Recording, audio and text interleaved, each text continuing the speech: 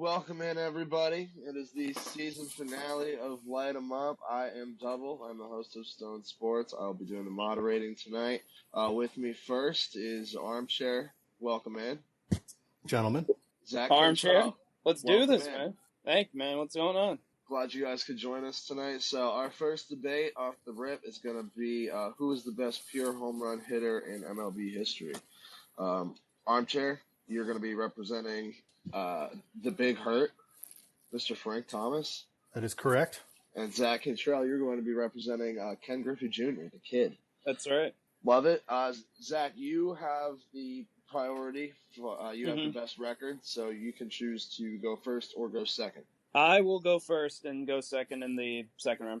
All right, sounds good. Well, your 2 minutes will start now. So defining best pure home run hitter isn't easy because it can't just be simply defined by who hit the most home runs in a career or a season. It's at their very best, who was the best guy just simply hitting the ball out of the ballpark. I wasn't alive for Hank Aaron and Babe Ruth, and Barry Bonds and Alex Rodriguez are guys I did see, but there's too much suspicion around both guys. So I'm going with the guy who defined the 90s more than any other player in baseball, and that was Ken Griffey Jr. Nobody had more swag and skill combined, with the backwards cap, the $1 million smile, and the smoothest swing anyone has ever seen that we've all tried to replicate at some point. Griffey hit 630 home runs in his career, good for 7th all time, despite the fact he basically missed the better part of 5 seasons dealing with injuries. I believe without those injuries, he would have hit 800 home runs, and we wouldn't be having any discussions about who's the best home run hitter of all time. Griffey had 5 consecutive seasons of 40 or more home runs, has won more home run derbies than any other player in baseball history, with 3, and won the Silver Slugger Award 7 times, more than any player in the 90s. And this is when Frank Thomas, Barry Bonds, and Mark McGwire were at the top of their games. If you just want pure power without the stats, Ken Griffey Jr. hit the warehouse behind the right field wall on the fly in Oriole Park, and remains to this date the only player to ever do that. No player in his era sparked more fear in opposing pitchers than Griffey, and he did it while playing at the Kingdome and Safeco, which weren't exactly easy home run parks. He also did this while helping baseball restore its popularity after the strike. He helped save baseball in Seattle, goes down as the most popular athlete in Seattle sports history, and he was never linked to using performance-enhancing drugs like so many other sluggers of his era. Oh, and he also set the record for highest percentage ever elected to the Hall of Fame at the time of his induction, 99.3%. Frank Thomas won the top sluggers of his era as well. He never used PEDs either, so he deserves props for that. The reality, however, is that Griffey and Thomas's careers overlapped almost from day one, and at their very peaks, Ken Griffey Jr. had more than twice the All-Star selections, twice as many Silver Sluggers, and ranked higher than Thomas in every home run category. And the thing is, he couldn't do all he could have because of his injuries, and yet he's still, for my money, the best pure home run hitter of our time. I concede my time. All right, Armchair, 2 minutes on you. Your time starts now. When you're talking about pure home run hitting, it is super easy to default to some of the categories that Zach mentioned, like who hit the most bombs. And I think that I'm really happy to see that neither of us went the route of choosing a guy who juiced. And I think that's important to note. It's also important to note that over the time, Ken Griffey Jr. is arguably one of the most likable players in baseball. Frank Thomas wasn't. Frank Thomas was an asshole. And frankly, that's okay because he hit bombs. They hit bombs at comparable rates per at-bat. Frank Thomas had one of the best eyes in Major League Baseball. And that was not only demonstrated by the 521 homers that he hit, which included broken bat check swing homers and all of the fun highlight reel stuff that I got to watch on SportsCenter as a kid. We all did. It includes the fact that he is a mountain of a man. He's a former Auburn football player. He's a huge dude. And when it comes to intimidating a pitcher on the mound, there were few people that struck literal fear into pitchers' eyes like Frank Thomas. Everybody knew Griffey was going to hit the ball. Everybody knew that Griffey had the opportunity to do it. And despite his lower batting average, which is not what we're arguing, Griffey was definitely formidable. But people forget about Frank Thomas because they didn't like him. People forget about Frank Thomas. I saw Frank Thomas hit a check swing oppo taco. Frank Thomas swung the lumber. He was a real-life Paul Bunyan, and for my money, is one of the purest home run swing ever. He's one of the purest home run hitters on planet Earth. I concede the rest of my time. All right. Thank you both. Great opening statements from the both of you. I'm going to open this up to 12 minutes of back and forth. I'm glad you appreciate, I'm glad that you understood and realized that we're selling on who hit home runs, not who's better at selling testosterone, because obviously Frank Thomas wins that hands down. I'll give him that. I just think it's one of those during the 90s. I think the biggest thing that stood out to me, Frank Thomas's best season was 1994. He had 38 home runs, 101 RBIs, and he did this in a strike-shortened season. It was a great year. But Ken Griffey Jr. led the American League in home runs that year. He hit 40 of them, and he might have set the all-time record if not for the strike-shortened season. And you talk about Frank Thomas's home run totals. His career high for home runs in one season was 43. Ken Griffey Jr. did that better 4 times in his career, including twice he hit 56 in a season. So pure power, Ken Griffey's got him. See, and I don't necessarily agree with that. I think that they're actually, if you look at the home run per at-bat, we're talking like, I think, 0.2 difference. Depending on the stat you see, it's like 15.7 versus like 15.9 or something ridiculous like that, which is, to be like completely frank, a ridiculously slim margin, but is also incredible for two guys who didn't juice. I think that at the end of the day, Frank Thomas walked a ton, which is going to take away from his opportunity to hit dingers. Griffey was hitting dingers. People were pitching to Griffey. People weren't pitching to Frank Thomas. And that'll be my, I think that Griffey is one of the greatest baseball players to ever play, period, end of discussion. I just think when it comes to pure home run hitters, Frank Thomas is often tossed aside. Like, people will talk about a number of other guys, including Griffey, who was incredibly likable. The backwards hat, the killer smile, the incredible interviews. What was the best Frank Thomas interview you ever saw? And Frank admittedly comes after this. He says, I could have been better at relationships, but I was there to try to win. His 2-time MVP, he finished high in MVP voting a ton of times. It's not necessarily indicative of his home run power. And sure, he didn't lead the league as often in home runs as he probably could have. But he was walking more than anyone. He kills Griffey in walks versus home runs too. So I think as far as home runs, as you mentioned, we're talking all about power here. What's the biggest event that's held every year just about home runs? It's the home run derby. Frank Thomas never came close to winning a home run derby. Ken Griffey Jr. did it 3 times and finished runner-up twice. You talk about a guy who's hitting 400, 500-foot bombs. He lit up Coors Field, Colorado. That's the ultimate home run park. He hit the longest home run in home run derby history until Juan Soto just broke it last year. So I think as far as that event is concerned, that is the one where home run hitters are focused on more than anything else. The power really comes into play there. Nobody's from an advantage. Nobody's hitting behind you. There's nothing between you except the ball and the outfield. And Ken Griffey Jr. dominated that event more than anybody has ever dominated that event.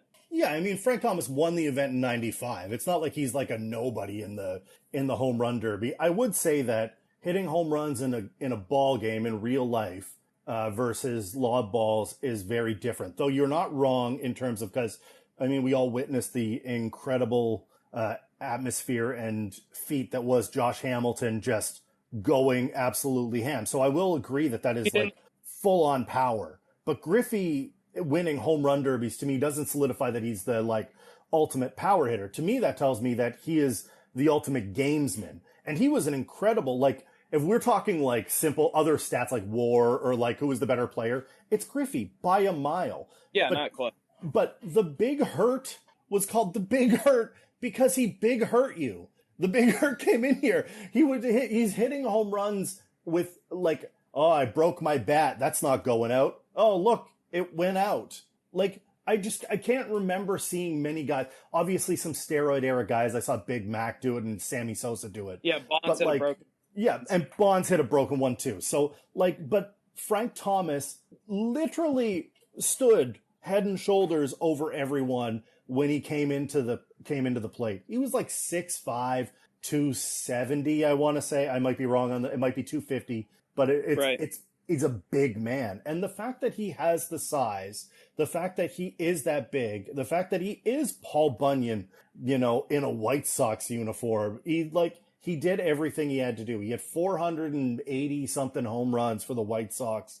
He absolutely crushed it on the South Side. And for everything that Griffey did with an extra 3 years of career, he amassed the home runs. Griffey, he has the number. He has the I, number, but I don't I think necessarily think it's power. I think this is important to bring up too. Ken Griffey Jr. did it in the postseason. Frank Thomas does have a World Series ring, but he wasn't involved with the 2005 White Sox. Ken Griffey Jr. doesn't have a ring, but he dominated the 95 playoffs. And that, to me, is the most important thing about Ken Griffey Jr. Think about this. Like I said, if Frank Thomas never played for the Chicago White Sox, they would still be standing. If Ken Griffey Jr. never played for the Seattle Mariners, there would not be a Seattle Mariners. He saved baseball in 1995. When they went on that late season run, he hit 5 home runs in the division series, scored the game-winning run to beat the Yankees. You know, he has postseason moments that stand out where Frank Thomas's postseason stats were okay, nothing spectacular. So I think, you know, yeah, we can talk about the asshole narrative that you wanted to bring up with Frank Thomas. Well, how about the narrative of Ken Griffey Jr. saving baseball in Seattle? Yes, he's very likable. And likability is not a bad thing. It's okay to be liked. Of course I mean, look, and I'm not arguing that it's the only factor here. I'm just saying when everybody was paying attention to Griffey hitting dingers, everybody was forgetting about Frank Thomas, because it's a lot easier to get behind the guy you like than it is to look at the guy who's built like a couple of fridges hitting home runs. And that's what it comes down to, is like, I think that his power is there. And yeah, I mean, look, he had 4 series in total, Frank Thomas. He played in 93, 2000, and then 2006, the 05 World, like you mentioned. It's like, it's not like he had a ton of opportunity here. He had less than 70 plate appearances over 4 series. It's not a huge sample size. And while I think that Griffey definitely has him beat in terms of number and in terms of postseason, I think when it comes to pure power, when it comes to, if I had to pick a guy that I could go to tomorrow and say, hit this out of Park X, whatever, Oakland. You want to hit it out in Oakland, where Chicago played frequently. I would say, yeah, go ahead. I'll pick Frank Thomas any day of the week. Well, I think it's actually more impressive if you're smaller, because if you are a bigger man, you should have more power. So Frank Thomas theoretically should have more power. And I think throughout his career, he played at a friendlier ballpark for home runs than Ken Griffey Jr. did. When you look at Safeco, that's not exactly a home runs paradise, and yet he's still hitting bombs out of the park. You know, in 1998, the first year that Safeco opened, he still hit 56 home runs, and the majority of those came at home. The Kingdome wasn't necessarily a home run friendly park either. No, it wasn't. But I think that when you're looking at this statistically, the margin is so razor thin. And yeah, Griffey's smaller, but people were pitching to Griffey. I don't know why. I don't know why you're pitching to Griffey. That makes no sense. Frank Thomas with a 301 career batting average, by the way, which kind of blew my mind looking this up. But like the overall walk numbers are going to reduce. The walk numbers are going to reduce his opportunity for home runs. The walk numbers are going to reduce his number of at-bats. And because of that, I think his home run number suffered. He also had like a couple of really abysmal years at the end of his career, where I got to actually see him play in 2007 when he was with the Blue Jays, and I got to see him hit a home run. I didn't get to see Griffey in person. I loved Griffey. Griffey is one of my favorites. But again, pure power, I think that I would take Frank Thomas any day of the week. Ken Griffey Jr., I actually looked this up, who had the longest home runs between the two. Top 5 longest home runs. Griffey's numbers are actually longer. He had longer home runs in his career than Frank Thomas did. Now, that's not all pure power, but that just shows that he had the ability to hit it just as far as Frank Thomas, even without the upper body strength. And the thing that stopped Ken Griffey Jr. wasn't he had mediocre seasons. He got hurt. You know, if he never got hurt for those 5 years in Cincinnati, he would have hit 800 home runs at the pace that he was on. And think about this as well. Ken Griffey Jr. made the All-Century team in 1999. Frank Thomas only started a year later than him. So it's not as if he had a big head start on him. Frank Thomas did not come close to making the All-Century team. And I know it's not just about power, but Ken Griffey Jr. had 10 gold gloves in his career. Frank Thomas has as many gold gloves as you and I do. Yes. Frank Thomas was a negative defender, and if the DH was in more use as it is today, then he would have been a pure DH. 100%. He's the guy who started DH along with Edgar Martinez. Absolutely. Frank Thomas had injury-plagued seasons. It's not like he didn't have. I mean, 01 he played 20 games, played 34 and 05, still managed to hit the ball out of the park. It's the injury bug is going to bite you in baseball if you play long enough. Griffey is the ultimate what if or what could have been when it comes to injuries. I just think people forget Frank. People forget about him, and they when you look at the look, he's got an electric at bat. His stance, you knew exactly who was at the dish when you saw him there. And pound for pound, I would still take Frank Thomas to hit one out of any ballpark, any day of the week. Period. Speaking of stance, no stance has ever been replicated more than Ken Griffey Jr.'s stance. He has the sweetest swing you've ever seen in your life. Everybody that has grown up trying to be a baseball player has tried to replicate it. And when you talk about stars recalling him, everybody talks about Ken Griffey Jr. being the guy that influenced them. Frank Thomas is not a guy who really influenced the modern generation, and I understand the whole narrative about people forgetting about him, but I think it has to matter. The people of this era were modernized and were brought together by Ken Griffey Jr. I think that has to matter. I'm good to wrap when you are, Zach. I don't think I have much else to add here. All right, good job, guys. Love it. Let's go into closing statements. Zach, you obviously deferred, so you can go last here. Armchair, 2 minutes. All you. I think it's important to remember what we're talking about here. And Zach is going to bring up a lot of very valid and very incredible points. Griffey was a stud. In fact, he was a media poster boy. He was a love child for Major League Baseball because he did the things that you needed to do from a marketing perspective. At the end of the day, the reason we remember people is not because of the testosterone they're selling us or, the highlight reel play necessarily. It's marketing. And this league is not good at marketing assholes. I'm going to be honest with you.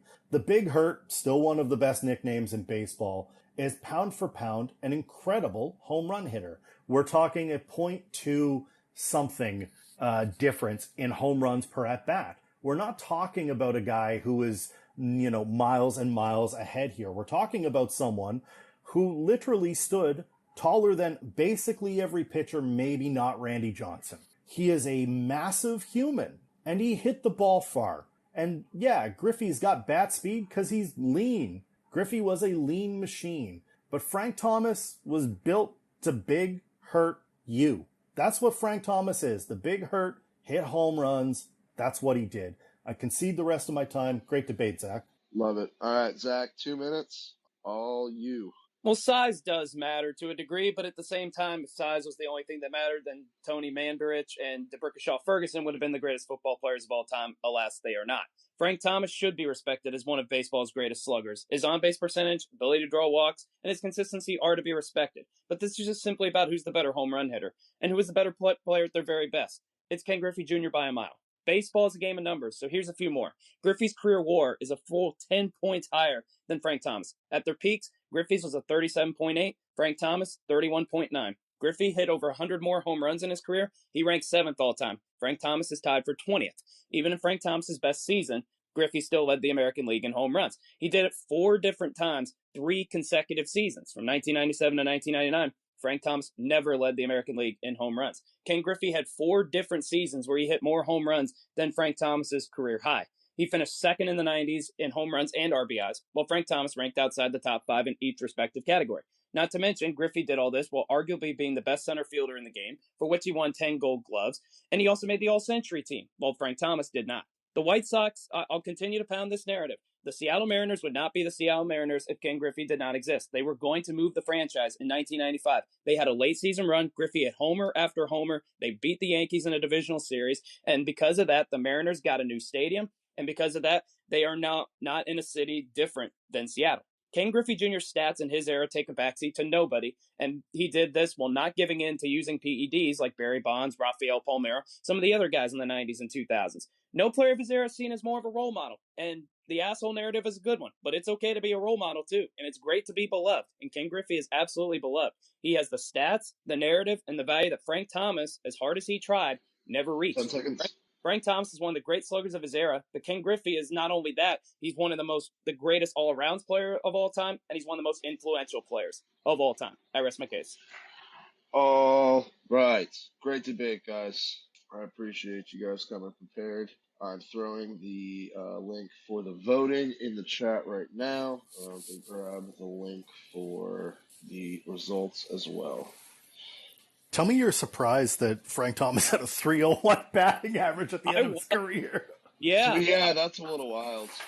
Like 289. The chat, the polling thing's not coming up. Oh, my bad. I forgot to start it. That's on me. And that should be fixed now. Let me know. Yep, we got it. All right. Tell me you're a sucker for pain when you decide to go against Ken Griffey Jr. Like, seriously. Whose timer is going off? What is that? That's you, Zach. Yeah, I'm downstairs getting ready to eat. Yeah, what's the digging? We're having barbecue chicken, man. All right, well, we're going to do that. All right, let's take a look at the results so far. Zach, 7-2, and that will be majority for you, my friend. That is a win for Mr. ZachCantrell. Congratulations. Great debate, Armchair. That was a great debate. Appreciate it. Good luck in the next one, man. Thanks. Yeah, Zach, appreciate you coming through. Get you off here. Hey guys, it's LilySchu. When I'm not debating, you can find me hosting Pitches Be Crazy every Thursday night at 8:15 p.m. Eastern Time, and co-hosting Bat Flips and Chill with John Ball every Tuesday at 9 p.m. Eastern, live on Colorcast. Thank you so much for listening to Light 'em Up. Now, let's get back to the action. Armchair,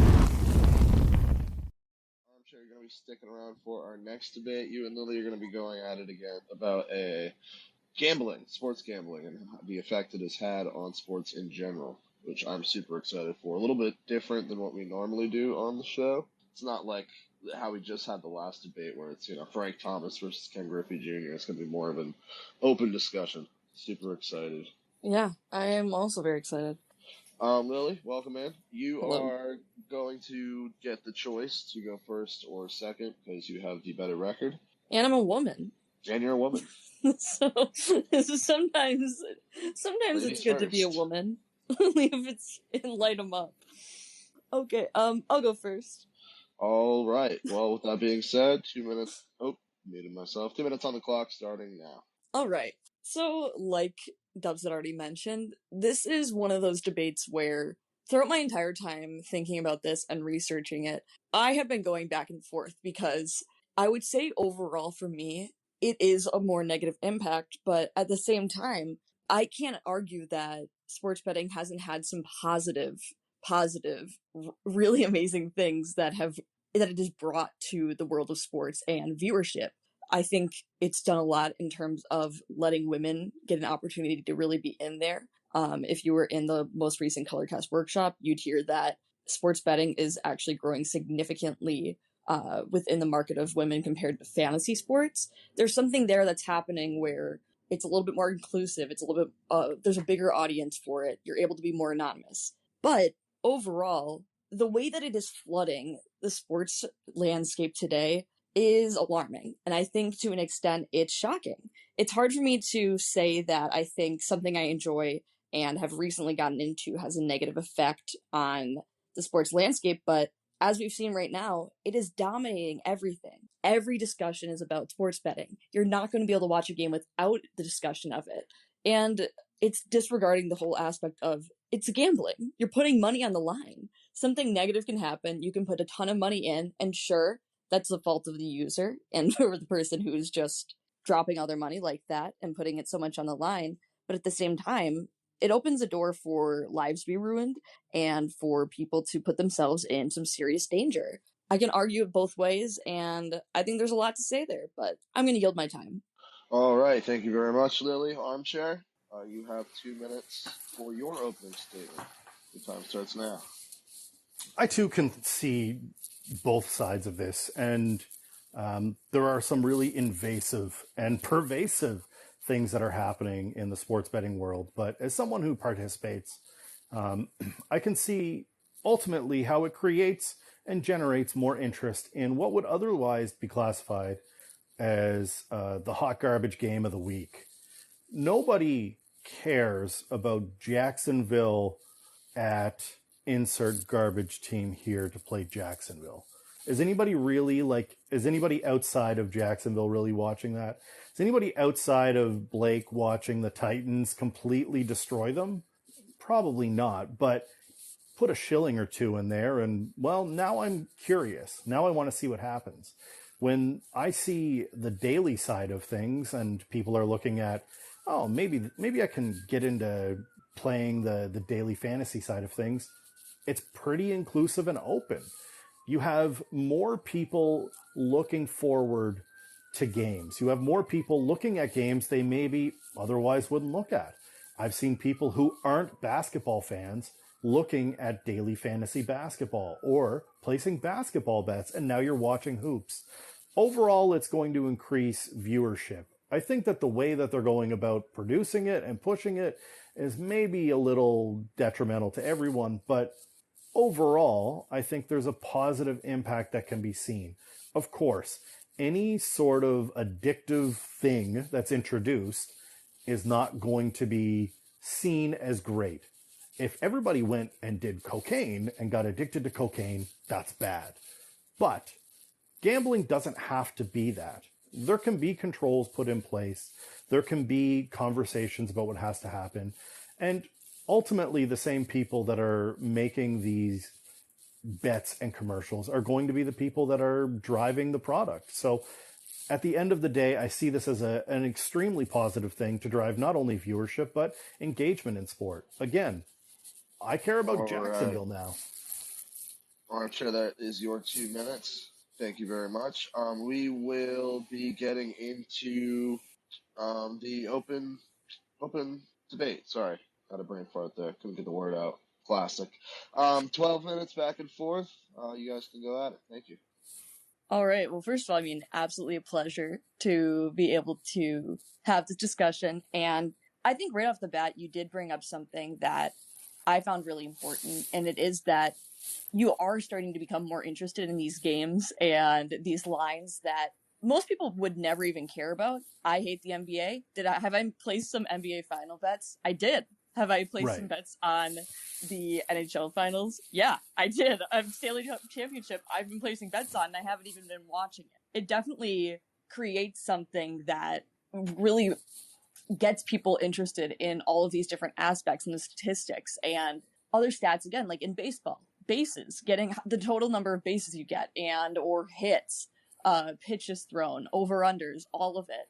It makes it really exciting and entertaining, but at the same time, it does turn it into like it being a lighthearted, fun game. And I think my struggle with it is that with all these sort of avenues where they're continuously promoting it, they're promoting it in a way that does just make it feel like it's happy-go-lucky and you can just win a ton and there's not too much on the line, when I think sometimes, I mean, obviously, like we were saying, if it's the right person, it gets really, really bad. It's not always going to be that way, but sometimes it is, and it's just an interesting thing to look at, to be honest. Yeah, and like, okay, so I use the bad teams example, but it can also be for good teams. It also drives narratives, and I think that it's important when you're talking about the things that make sports the best. Goes back to my Frank Thomas argument. It's villains. Yes. Heroes are great. Everybody loves a hero. Mike Trout is great. People love Mike Trout. You need a villain. You need someone to hate. It's why the Aaron Judge, Giancarlo Stanton thing works well. Stanton is the villain. People do not like him for whatever reason. Mm-hmm. People love Aaron Judge. If you look at betting in this way, you need to go and say, oh, I want the Warriors to lose. I hate those guys. And you don't know why you hate those guys, but you hate them. You don't know anyone on the team outside of Clay and Steph and Draymond, but you want them to lose, that's for sure. Stanley Cup champions, you want Colorado to get their first cup. You don't want your first cup in 20 years. You don't want Tampa to three-peat. Screw those guys. It drives a narrative. It drives the evil, the good.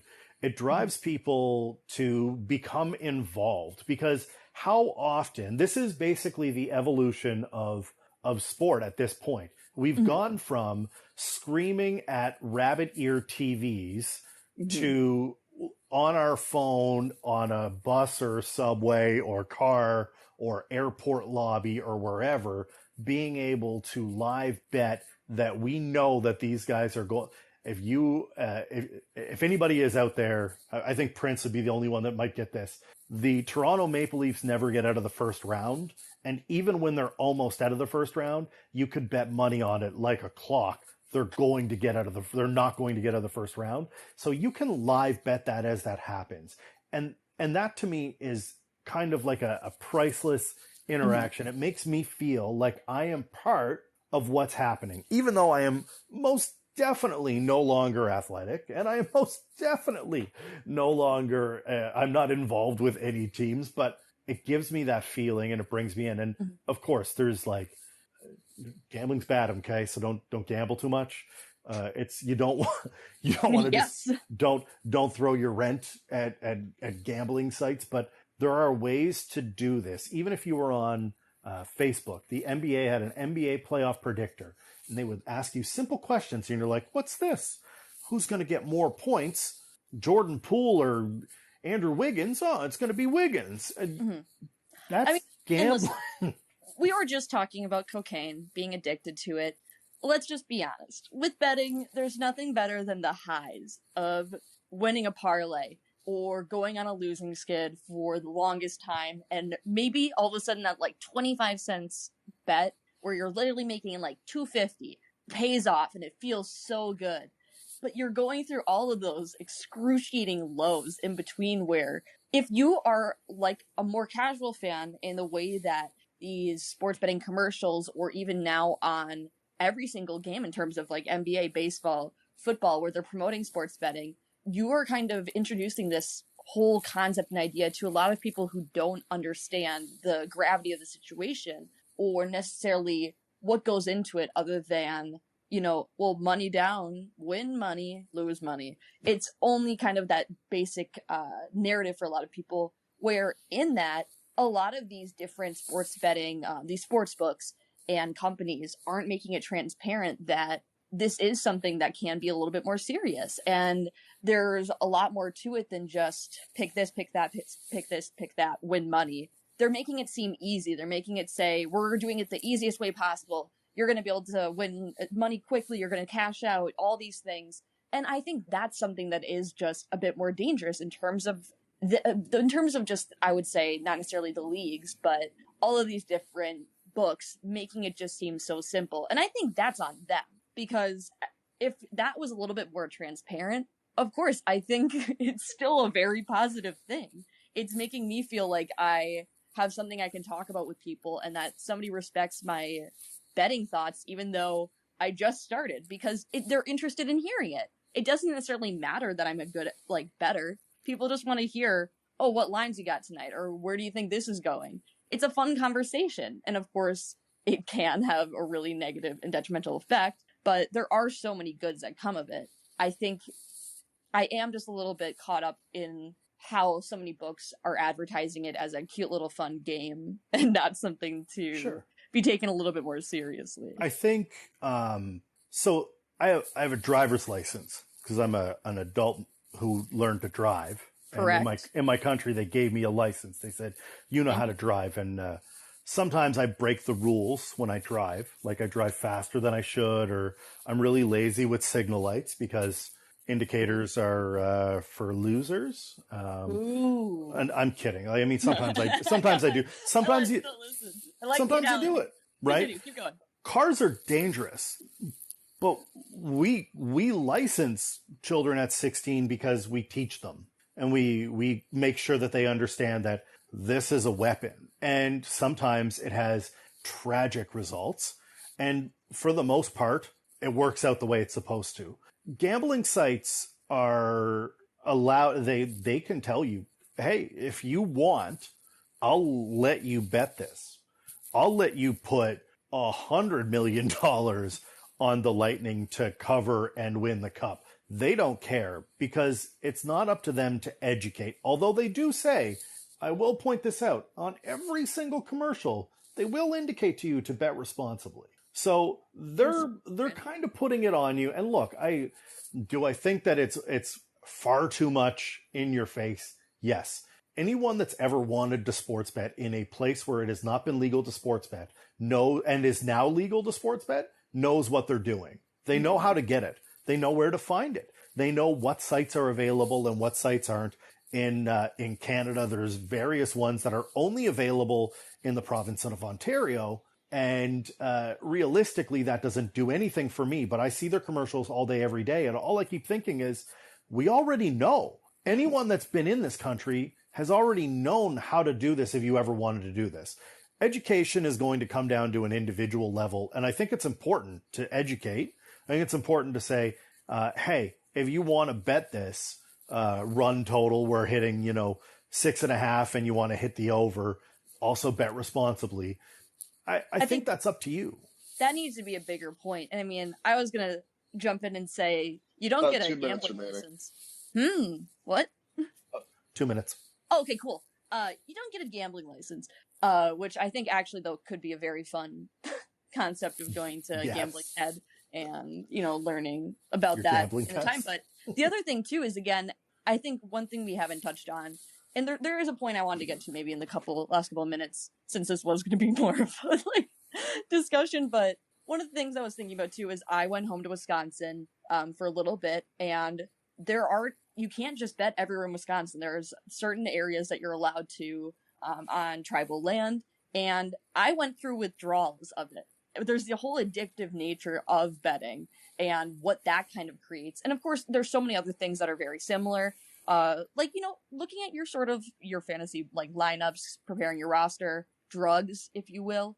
A lot of those different things kind of can all create that nature to it. But something I did want to talk about, and it was brought up in the chat and prior to the debate, the whole idea of if we're shifting this mindset in how sports leagues are embracing this and networks are embracing it, what does this mean for how we view Pete Rose and people who are in similar situations?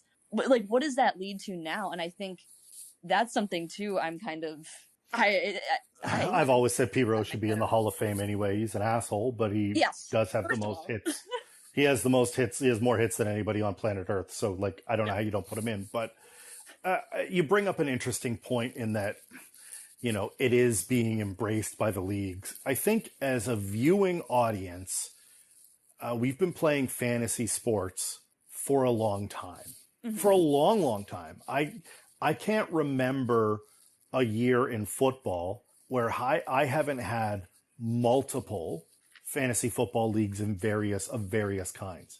Mm-hmm. I just and to say that is different than placing a wager directly on the game, to me is really blurring the football. And National Football League was always like, well, it's not really gambling, but it is, because 12 guys just put $50 into a pool and we're trying to beat each other by doing it, by saying that we know more about football than the other guys or gals in this case. We're no guys is generic here. You know what I'm saying? Retweet. We got it. Yeah.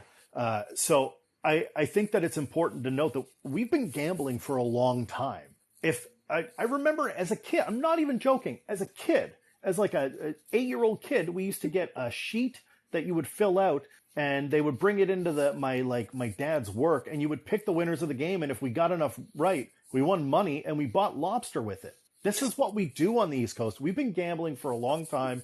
We're a sports gambling loving populace. It's just a little more legal now, and it's a lot more pervasive. I hate to do this, but I gotta cut it there. We will get into our closers here. Wait. Do I go first, or is Armchair going first in closing arguments? You deferred. Oh, I did. Or I thought I went first. Oh no, yeah, you did. I'm sorry. I apologize. That's on me. No, I'm all over the place today. It's been a long weekend. So Armchair, you're going to go first here to close out. Your 2 minutes is on the clock. Look, sports betting is, it's around, it's available, it's pervasive, it's everywhere.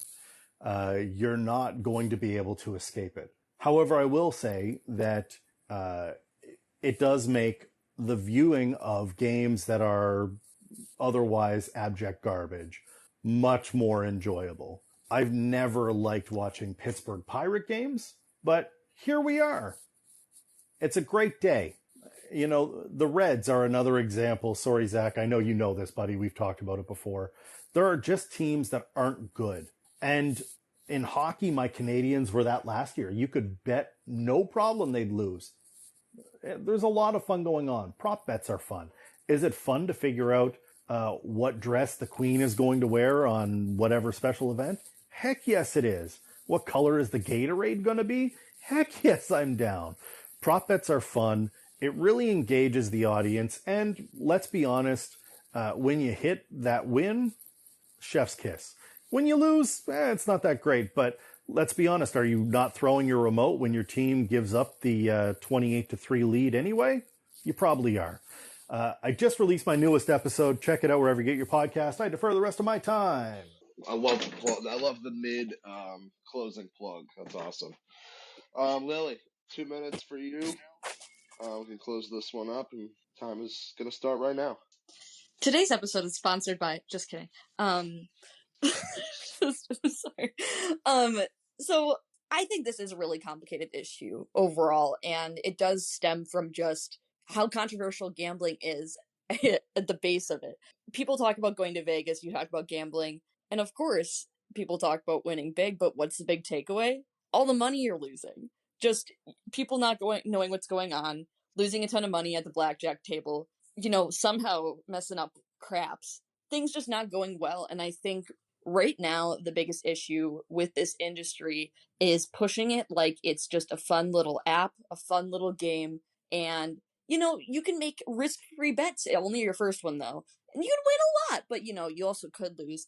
And the fact that safe gambling and betting isn't promoted as largely as it should be, because they're here to make money off of you. These companies are in it to make money, and right now, they're going to do whatever possible to ensure that people are going all in and giving them money to do what they will. That's why there are so many ads for it. That's why there's so much promotion. It's scary. It's something where we have to take a step back and acknowledge maybe we need to slow down a little bit here. It's a growing industry and it's booming faster than I'd say anything else in sports right now. It's addictive. It can cause bad tendencies.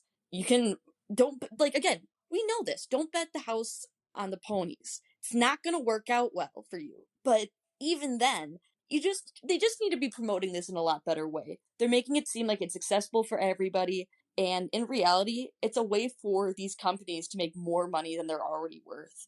I think I'm just gonna end it there, but not without giving credit to our sponsor of today's episode, Bovada. I love the Bravada plug. I hope they're out there listening somewhere. Oh, pleasure to discuss this. This is important. I was gonna say this is a public service announcement. This is not a debate tonight. I think we're both we've talked about it. We're on kind of both sides of this, so it's interesting. It is a fun debate. I'm happy to do double duty. I was very curious as to where it was going to go. So I'm still laughing, and it's just a little bit more legal and a lot more pervasive. We have an even vote so far. 4-4. I'll gladly take an L here. I'll say that much. 5-5. Oh man, this one's gonna come down to the wire. The wire. I'm okay taking double L's today. It's all right. I went against Griffey first, and then I go against Lily. So, yeah, I mean, Armchair, sometimes you run into a fucking buzzsaw. It is what it is, man. I was gonna be like, originally, I'm like, this is supposed to be round 'em up. There does not have to be a win or a loss on the ledger. 6-5 right now. I have 11 people listening. We'll do it. Armchair. Unfortunately, you will be taking double L's today. Lily, congratulations. Getting back in the win column. I gave you guys so many great titles, and I still can't buy a win. I don't know. And also, if you're losing, stop listening to those people. Start listening to me. #win. Get them. Fucking let them know. Yeah, nobody has dropped more quotable lines and still lost 2 debates than Armchair today. I might as well retire. Get out of here. Appreciate it, guys. Jersey will go. Appreciate it, Lily. Appreciate it, Zach. Thanks, DoubleA of Stoned. Pleasure as always, brother. Thank you. We will talk soon, I'm sure. Thanks, dude. Lily, appreciate it. Hi, I'm PatrickRuch, host of Patrick's Happy Hour, weekdays from 5 p.m. to 6 p.m. Eastern Standard Time, where we talk about everything. Keep on tuning in to light 'em up. Alright, so this next one is going to be a little bit different. We are going to be doing a round 'em up debate. I'm going to need Pat in here. I'm going to need Wolmer in here. I'm going to need KapNoKap in here. All right. Putting out the invites right now. So we're going to be doing an NBA draft roundup, basically. We're going to be talking about who had the best draft, who had the worst draft, some stuff in between. I'll be throwing out topics. I've removed Lily twice on my screen. She's still on here. I don't know if that's actually real. All right, let's get ready to rumble. ZachCantrell is the last one I need. Invited Wolmer. Welcome in, gentlemen. How are we? I'm doing Double good. duty, man. Let's go. Double duty. All right, so this is how we're going to start this off. Since in Round 'em Up, there's no intros and no closers. It's just open debate the whole time. So I'm going to ask a question, and because Pat is the producer, where I need Wolmer still. God damn it. Get Wolmer up in here, man. Himself. There we go. He just requested the mic. All right, so yeah. Because Pat is a producer on Light 'em Up, he's going to give the first answer, and we're just going to transition that right into the open debate. You guys all ready? Good to go? Let's do this. All right. All right, so started off short and sweet. Who had the best NBA draft, Pat?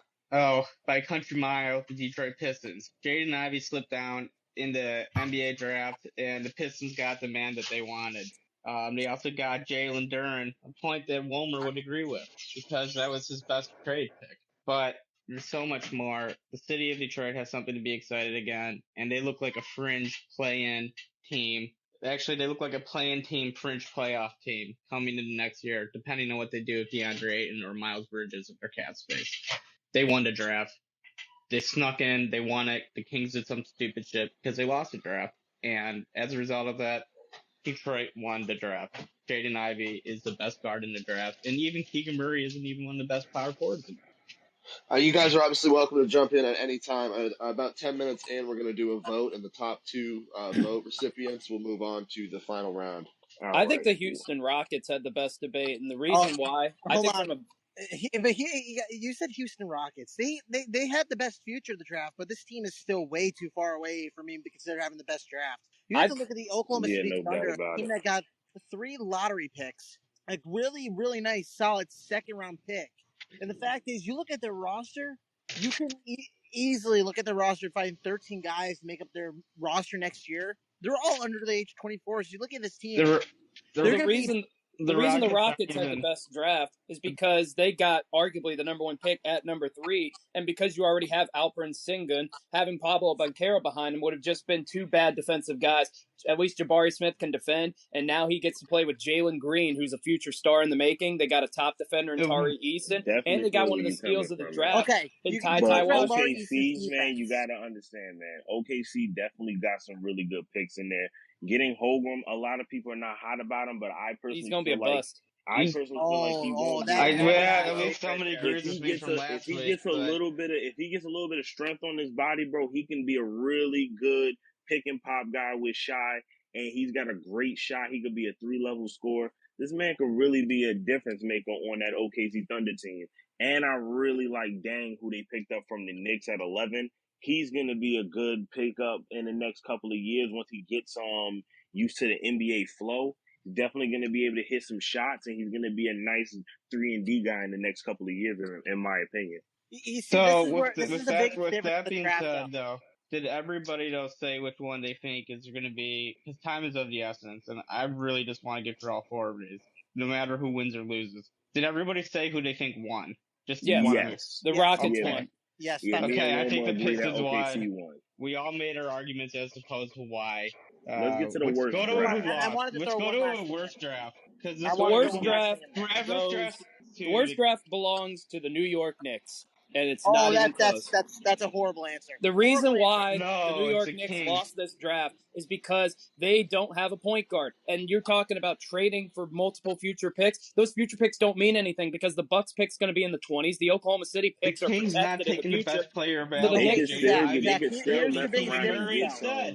Knicks aren't going to be able to get anybody with those kind of picks. And when you talk about at the number 11 pick. The Knicks can't be picky at this point. You got to get somebody in the lottery, and instead they don't draft as many people as everybody on this panel. But then if you look at that, you could look at the Spurs and say the same thing, but they didn't really do much of anything with their picks. First-round picks. Are you the Spurs? Yeah, but I just feel lineup, like and they're going to actually turn from a playing team to a playoff team. That's Zach, the thing about the Spurs. Here's I the just feel biggest like they have a very underwhelming. And the Knicks made the best trade. They didn't have the worst draft. Guys, we're all talking over each other. Got to reel back in just a little bit here. If I deem somebody is doing that excessively, I'm just going to hit you with a mute button. No doubt. Zach, I'm scared. All right, hold on. Zach, all right, go ahead. Let me go 1 second. The biggest difference is the fact that the New York Knicks were able to get rid of Kemba Walker's contract, opening up $25 million in cap space. That was a fantastic job of them because the fact but do you trust the Knicks? Do you trust the Knicks to use that cap space correctly? They are still the Knicks. They're going to make a big bid of Jalen Brunson in the upcoming free agency. You want to know why that is? That's because they really see him as a point guard for their future and the guy they can really build around. He's still very young. His dad, Wolmer. Yeah, they just hired his dad. I agree, man. So the Knicks are going to always have and his dad's name is Derek. Rick. I looked this up. His dad's name is Rick. So what does that have to do with it? I just want to throw it out. I went that next level. All right. The fact that they went to these, they were able to open up cap space, they'd be able to go and land a big splash like Jalen Brunson. You can't. Yeah, but Jalen Brunson isn't even an all-star. They tried. You count this. You clear this kind of. You clear this kind of space for superstars. You don't clear this kind of space for a guy who isn't even an all-star or potentially Kyrie Irving, who they're not going to go after. The Knicks had a terrible season last year, and no first-round rookies is bizarre. The Kings, though, had the worst draft. But they couldn't get anything with their picks. They needed somebody to run the point. There was no guy there that they were willing to take at 11. There wasn't a guy. You can't tell me they were willing to take Ty Washington that early, who might be one of the better point guards out of this draft in the future years. They needed to find a way to open up that cap space that they could have really put in. But you know what? The Brooklyn Nets had the worst draft because of everything going on that day. The Kyrie drama. They made no trades. They're using the 76ers pick at 23-3, and what did that do to this year? The 76ers got better by doing that. They got D'Anthony Melton and traded away the 23 pick. You also look at my best players under their cap. They have 9 players, and they're already $65 million over the cap if both Patty Mills and Kyrie Irving pick up their player options. You're once again going to have to go with veteran minimum deals to try to help stay lower on that luxury. But yeah, let me hop in real quick. And then when you're done, let me get my worst one in. No doubt. The reason why I feel like the Spurs had the most underwhelming draft is because the 2 picks that I seen that they picked up were both very underwhelming guys in college. They don't really shoot the ball too well, and it's going to take them years to really develop these guys. So it's not really going to help out this team that's trying to build around DeJounte Murray, who's an ascending superstar. So he's I feel on the like trade block, by the way. Yeah, exactly. They don't even have guys that's really gonna really be convincing for him to want to stay. Who is Jeremy Shokin? He only averaged 9 and 6 on really mediocre numbers, and I'm not really sure he'll be the game changing guy at the power forward and 5 position because the Spurs have been very undersized. But they've still been very undersized, and he doesn't really give them a whole lot of size. He doesn't have a really long wingspan, so I don't really see how he's going to be able to help them out too much. Let me go. All right, Sacramento Kings. They had the worst draft. Keegan Murray, the player that was selected 4th overall in the NBA draft by the Sacramento Kings, has less upside than Jaden Ivey due to his older age. Keegan Murray is a late bloomer who has a little bit loose of a handle.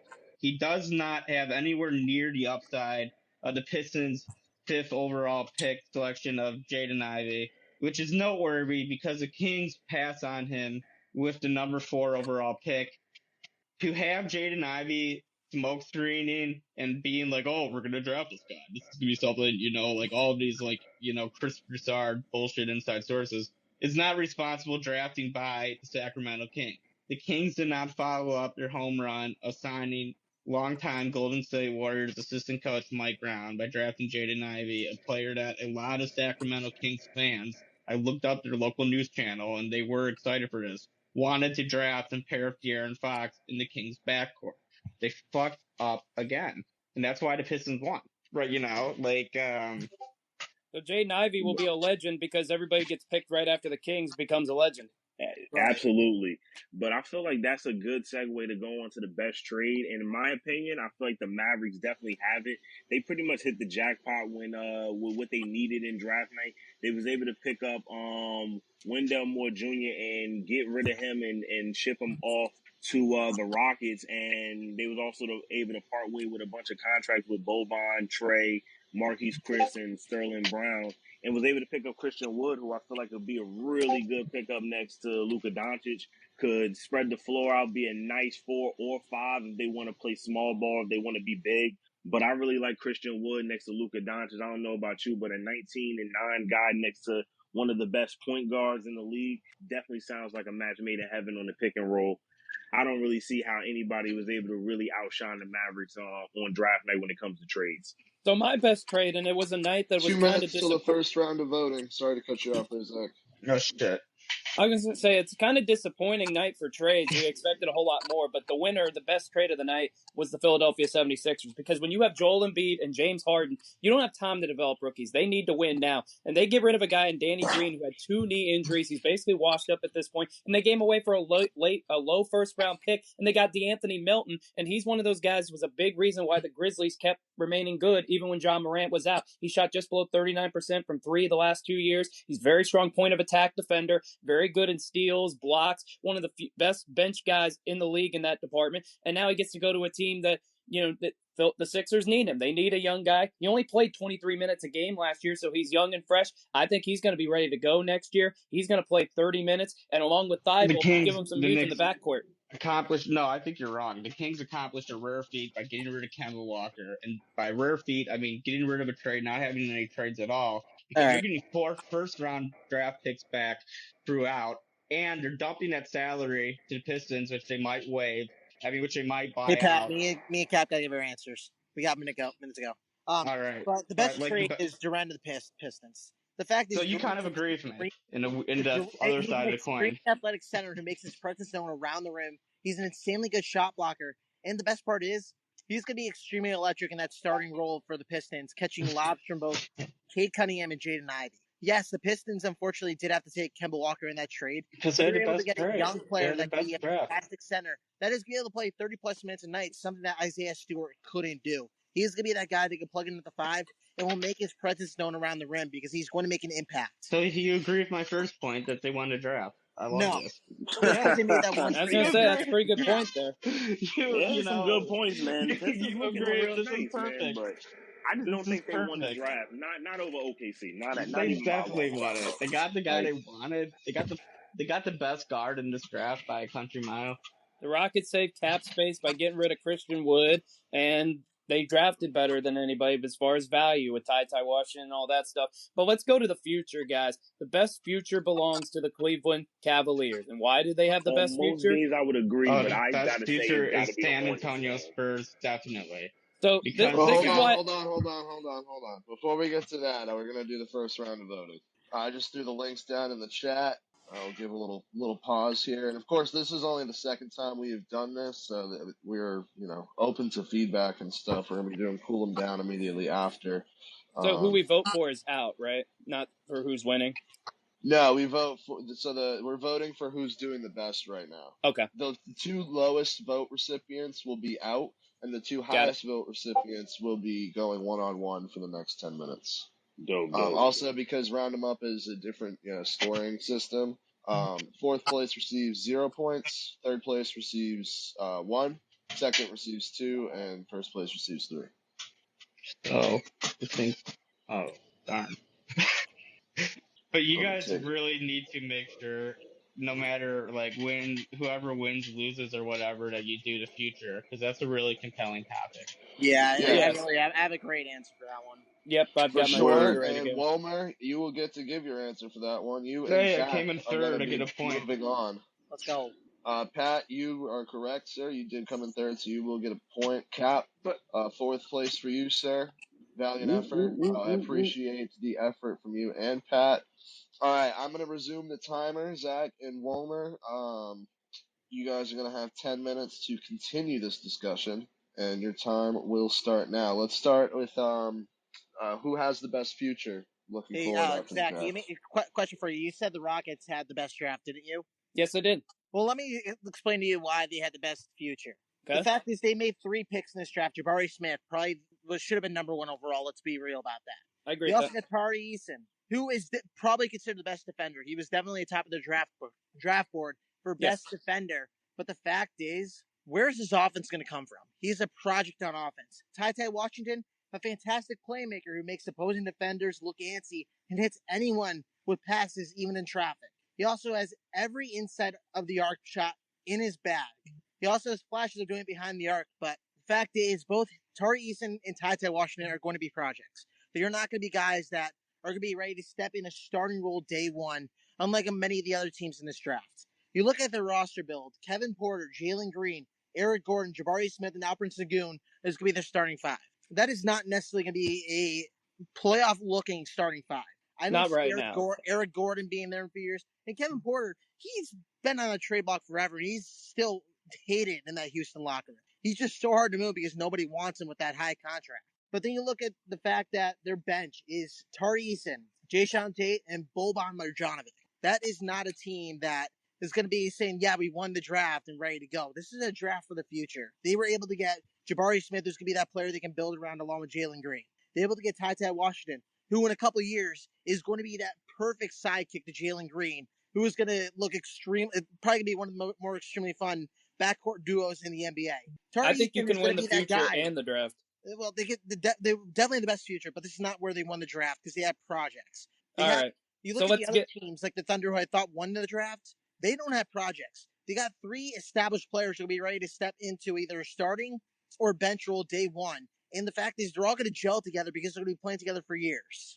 Yes. So let's go to the current, that's the future for the Rockets is a couple years down the road. Let's go to the immediate future. And for me, that's the Cleveland Cavaliers. When you look at this team, they should have by all rights been a playoff team last year. They were a top 4 seed the entire regular season, and then injuries derailed them down the stretch. You look at their starting lineup. They've got a superstar in the making in Darius Garland. This guy's going to be one of the 10 best players in the NBA, if not by next year, in a couple of years. You've got Colin Sexton. You have options on what you want to do with him. It's more likely because of how they drafted it. He's probably going to come back this year. And by the way, I think Ochai Agbaji is actually not that bad of a pick. He's a 3-and-D guy, which is exactly what the Cavs need right now. And when you look at their interior play, this is a team that plays a different style than most NBA teams. Everybody else is relying on the threes. The Cavs want to bang bodies inside with Merkkinen and Jared Allen. And this team next year, led by Light 'em Up Coach of the Year, JB Bickerstaff. Sorry, Pat. But the Cavs are going to be in the playoffs next year, and they're going to be a team that has a chance to contend in the Eastern Conference. And having Colin Sexton gives you an opportunity to do one of 2 things. Number 1, he can develop into a better player. Or number 2,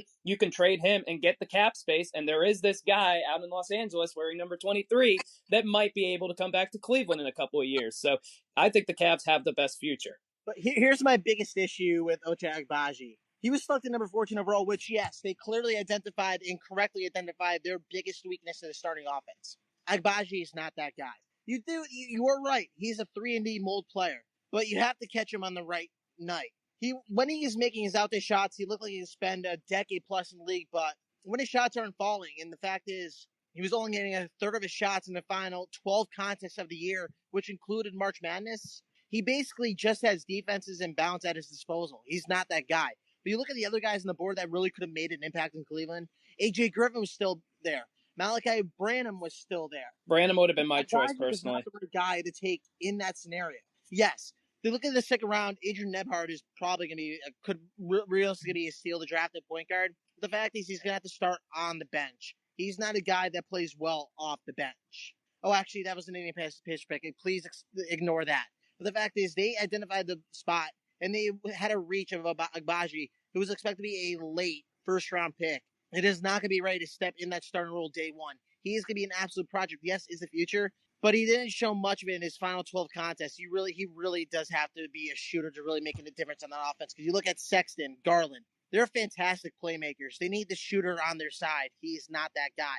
They're really going to have to rely on that inside presence. But then you look at the other teams that they're going to have to go against. There are a lot of really physical teams that are really good defending inside the paint. that is just not going to set up for a great future for that franchise. The Cavs would have definitely made the playoffs if not for injuries last year, and I really think Darius Garland becomes that guy. He becomes that alpha guy. He's a scorer. He's an assist guy. He's kind of the guy that carries your team. The inside game is the biggest benefit for the Cavs, but having Darius Garland, and like I said, Colin Sexton is still a viable player, and the Cavs have options with him, and now they have a situation for the first time since LeBron left that they're in an enviable position. You look at the draft picks that they have over the next couple of years. They've got 13 draft picks in the next 3 drafts. Now, they probably need to move some of them up a little bit, and I'm sure that they're going to do that because they're going to start making some moves. They're going to wheel and deal. The best future is for a team that is already good, and you have a lot of options as far as wheeling and dealing, as far as getting better. And like I said, it is a possibility that LeBron comes back.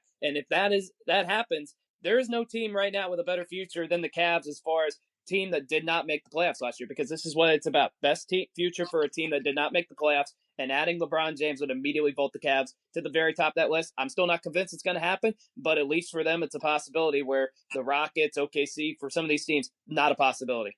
Okay, but here's the difference between the Cavaliers. Agbaji does not make them a better future team. You're talking about the fact that last year the Cavaliers made the postseason. They were without one of their players who was injured, but it wasn't draft night that made them the best future team.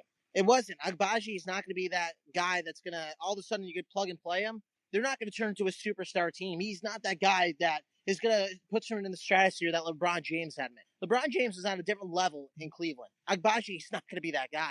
But the fact is, like I said, you have to find him on the right night. They haven't been able to do that. Agbaji's not going to be a guy who's going to be able to play 25 minutes a night and be able to put up 15 plus points. You're going to expect out of the guy who you're going to expect to play in that small forward role, which is the obvious target of a need in the draft. 3 minutes remaining, guys. How many? 3 minutes. So I think with the Baji, I think the Cavs picked him, not necessarily, he doesn't have to be an immediate producer. He just needs to be a guy that can come off the bench for 20 minutes, make a couple of threes, play some defense. I think he's that kind of guy. And I think, like I said, the Cavs, all the future draft picks that they have is going to make them better. And, like we talked about with the Thunder, the Rockets, all these teams, even the Pistons, they have to take steps up to make the playoffs. The Cavs don't have to take any steps to be in the postseason next year. They just have to stay healthy. And yeah, Wolmer's right. The draft didn't make the Cavs the team with the best future. They were already the team with the best future before the draft, and nothing that happened in the draft changed my mind. And also, here's another difference that you could also see it from this Cleveland Cavaliers team. Agbaji might not even be a day one player. The fact is, he's probably going to be a bench guy. Cleveland's still going to be looking guys for free agents just because the fact they only have need 12 depth. guys. That's the big thing. And he gives us depth at the very least. Yes, Agbaji might give them a little depth, but the fact is he doesn't bring much to that team that is going to make them for a good next year team or a future team. Agbaji does not make a difference. I think as far as the all right. What's your timeline as far as the Rockets' future? Because I don't see them being a playoff team for at least 2 more years, maybe even 3. I agree. But the fact is, this draft is a start. They were able to get Jabari Smith, a great two-way player, who's going to help be that center focus along with Jalen Green. They got Tari Smith, who, like I said, is probably the best defender in this draft. And they identified defense because they were statistically the worst defense in the NBA last year. So I picked them as the best draft. That's right. There was no team worse than them. They identified that focus, but he is not an offensive guy. They also got Ty Washington, who I said is going to be a great duo alongside Jalen Green in the future. I think they're still 3 years away. But the fact is, they look at this draft, all 3 of these players are going to be on that team in the future. But they established their needs and were able to put it in place that will give them the best future. That was not them winning the draft. It gives them the best future because they saw needs, they filled the needs, but there's still a long way to go. But it was a start for this team.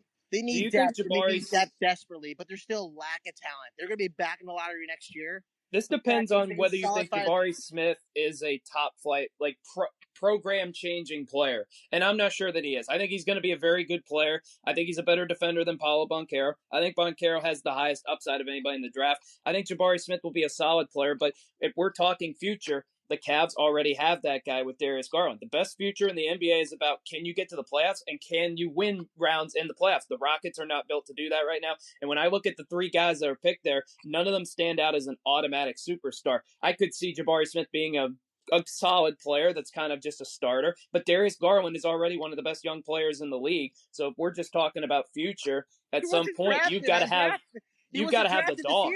This is about this year's draft. Darius has nothing to do with this year's draft. we got to wrap it up there. Unfortunately, you guys could probably keep going for another 20 minutes. I No doubt. appreciate that. Oh, I love this. I'm throwing the voting link down in Great the job, man. chat right now. Good job, Zach. I will unpause that for the masses. And we can wrap this episode up, and we can wrap this season up. I think that was a Season good one to end on. That was in solid. The books. Yeah, it was. A little more... our first round up was definitely more of a feeling out process. This one was much more... you guys attacked each other a little more. I like it. I was going to say, I was trying to speak a sentence, and Wolmer's already ready to go. We have 11 listeners, and we have 11 votes. ZachCantrell, congratulations, my friend. Thank you. Thank you very much. Wolmer, as I said before, you are still going to receive points. You will receive 2. Live with David, I'm sure we'll keep track of that. The Duke of Stats that he is. Yeah, that will do it for this episode. Thank you both. Zach, thanks for pulling double duty. 2 wins for you today. Good stuff. Make sure to come join me on Cool 'em Down. I'm going to switch on over to that right now, and we can wrap this one up. Good season to light 'em up, and we'll see you next time.